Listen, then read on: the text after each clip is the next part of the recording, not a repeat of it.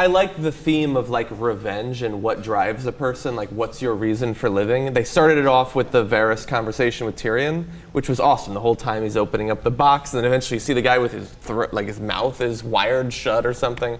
So that was pretty awesome. I couldn't. How long do we think that sorcerer has been in Varys's box? So, okay, you can give this away. It's okay. All right, so spoiler alert, if you know it, right? In the book spoiler? How long has he been in the box? Did he just get him, or has he had him for like 20 years? Well, no, here's the interesting thing, and they occasionally will throw up something that's totally new to the show that's awesome. That's not even in the books. Oh, really? They might have made a comment that he killed him or something, but he didn't have him in a box. It's pretty awesome change. See, look at that, man. Just when you thought the TV show couldn't get any better, they're actually making slight improvements on the book, which seemed impossible. I thought he had just been shipped there, and he was opening up the box to confirm it was him or something like that. So I also sort of thought that maybe Varys was full of shit this whole time. That like he's always talking about the little birds, the spies, the spy network, and you're like, what real power does this guy have? Does anyone know his spies? You know, like is his information, does it always check out? You know, he's such a schemer.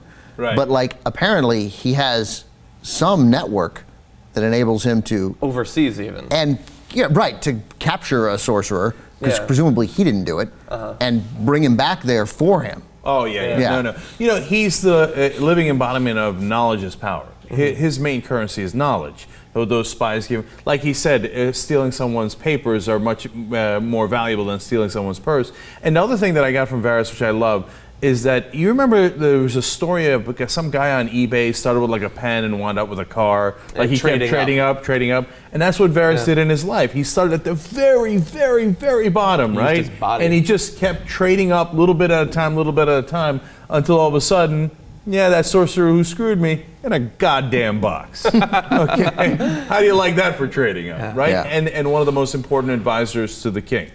So Varys is badass. I've always loved Varys. Are we not supposed to like Varys? Because I love Varys. I think he's fine. I love him. I like that he was in multiple scenes in this episode. He doesn't usually get that much play. And I think you're supposed to. I certainly like him more than Littlefinger, who you think of them together. Like he's the one with like when he says, when he was talking to Lady Margaret's, is that her name? Lady Olenna is the... Right, Lady Marjorie is... Lady Marjorie, sorry. Mother. Mom, that's who I was... Or grandmother, actually. Right. You fucking patient. Yeah. He's like, okay, whatever, doesn't matter. Right. Like, you know, well, you asked me. You should know what I mean. That when he said, you know, he liked Ned Stark and there was nothing I could do for him, you believe that. That's not a throwaway. He did he admired, he said, Ned Stark, you know, and you don't feel like Littlefinger admires anyone except in how it relates to him and how it can help him. But like, you get the feeling that Varys literally thought, oh, if Ned Stark were on the Iron Throne, this would be good for everyone. See, that's really interesting because I think Varys is in some ways the heart of the show. And the reason I say that from my perspective is Vims. You know, intrigue out of, you know, violence, intrigue, mystery, suspense. And sex. Obviously. Sorry. Right. So the intrigue to me is what makes Game of Thrones a home run. A lot of shows have violence, a lot of them have sex. Almost all of them have to have a mystery, otherwise they're really boring, right? But intrigue is what makes it a homer, right? And Varys is the center of intrigue. You know, which side is he on? Remember? Do you guys remember he had that conversation in season 1 with the guy who's Daenerys' main helper, right? I believe that was him, right? And he was scheming, but you couldn't tell which side he's on. Like I always keep thinking about that, and that's what makes the show awesome. I don't know which way Varys is going, and he's so good at it. It's possible that at the end he screws everyone, right? Ironically, since he doesn't have anything to screw people with. They had a great joke about that in the episode, by the way. Yeah.